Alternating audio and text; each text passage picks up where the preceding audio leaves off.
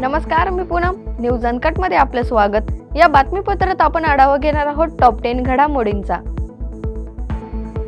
बेरोजगार तरुणांना महाराष्ट्र कमांडो फोर्सचे जवान बनवण्याचा आमिष दाखवून पंढरपूर मधील 3 व्यक्तींनी चक्क बोगस भरतीचे आयोजन करत पोलीस भरतीप्रमाणे उमेदवारीची मैदानी चाचणी देखील घेतल्याची धक्कादायक बाब उघडकीस आली आहे. पात्र उमेदवारांना पैशाची मागणी करताच या टोळीचा भांडाफोड झाला असून त्यांची रवानगी थेट पोलीस ठाण्यात करण्यात आली. शहरातील मराठवाडा सांस्कृतिक मंडळाच्या मैदानावर हा नाट्यमय घोटाळा उघडकीस आलाय. लातूर जिल्ह्यातील रेणापुरा तालुक्यात काल आक्रोश मोर्चाचे आयोजन करण्यात आलं. त्यावेळी संतोष देशमुख यांची कन्या वैभवी देशमुख देखील रडत रडत म्हणाली की माझ्या वडिलांच्या हत्येच्या घटनेत जे लोक दोषी आहेत त्या सर्वांना तात्काळ अटक करून योग्य ती कारवाई करा. न्याय मिळेपर्यंत हा लढा लढत राहणार असल्याचं सांगत वैभवी देशमुख यावेळी भावनिक झाल्याचं पाहायला मिळालंय.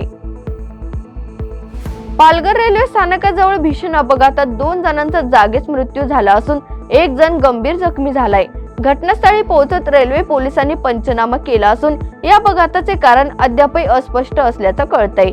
पालघर रेल्वे स्थानकाच्या उत्तरेला हनुमान मंदिराजवळ बंद असणारे फाटक ओलांडताना हा अपघात झालाय. आष्टीतील भाजपचे आमदार सुरेश धस यांनी बीडच्या टेंभुर्णी गावातील एका व्यक्तीच्या नावावर 9 अब्ज रुपयांचे व्यवहार असल्याचा खळबळजनक दावा केलाय.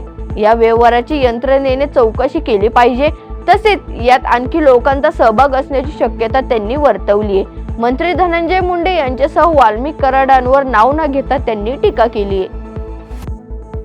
महावितरण बारामती परिमंडळात घरगुती, व्यावसायिक आणि औद्योगिक वर्गवारीतील 6,19,983 ग्राहकांकडे 112 कोटी 43 लाख रुपयांची थकबाकी झाली आहे.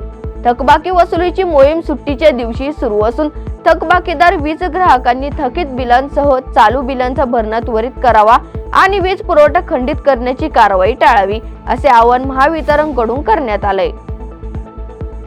एकनाथ शिंदे सरकारने हजारो युवकांना जर्मनीमध्ये नोकऱ्या देण्याचा प्रकल्प हाती घेतला होता. मात्र त्यासाठी आवश्यक जर्मन भाषा प्रशिक्षणाला सुरुवात होऊ शकलेली नाही. राज्यभरातील 31,000 इच्छुकांनी त्यासाठी अर्ज केले असून ते अजूनही प्रतीक्षेतच आहेत.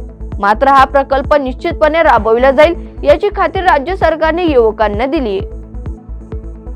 संतोष देशमुख हत्या प्रकरणातील आरोपींना अद्यापही पकडण्यात आलं नसल्याने त्याचा निषेध म्हणून आज बीड मध्ये विराट मूक मोर्चाचे आयोजन करण्यात आलंय. तसेच गावातील एकूण 1 व्यक्ती मोर्चात सहभागी होणार असून मनोज जरांगे पाटील हे सुद्धा या मोर्चात सहभागी होणार आहेत. या मोर्चात सहभागी होण्यापूर्वी मनोज जरांगे यांनी थेट मुख्यमंत्री देवेंद्र फडणवीस यांना सूचक इशारा दिलाय.